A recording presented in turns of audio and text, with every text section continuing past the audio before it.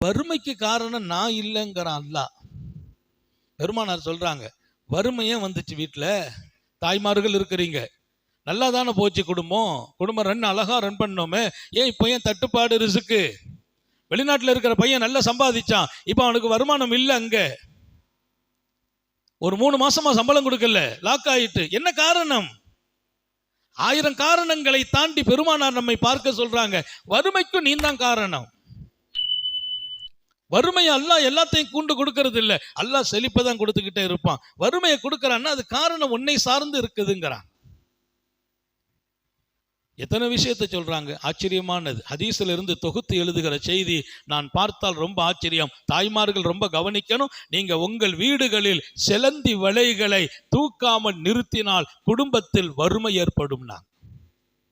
செலந்தி வீடு கட்டி இருக்குல்ல, அங்கங்க நிறைய வீட்டில் போட்டு அந்த நூலாம்படை அங்கே தொங்கிட்டு இருக்கும். இங்கே நூலாம்படை, இங்கே நூலாம்படை, இங்கே நூலாம்படை, வாசல்ல, வீட்டில், பாத்ரூமில்.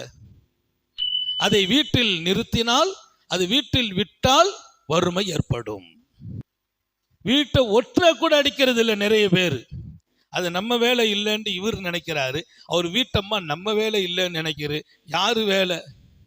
உங்கள் வீடுகளில் இருக்கக்கூடிய அந்த நூலம்படைகளை எடுக்கவில்லையா, வறுமை தூரிசுல் ஃபக்ர், வறுமை உண்டாயிடும்.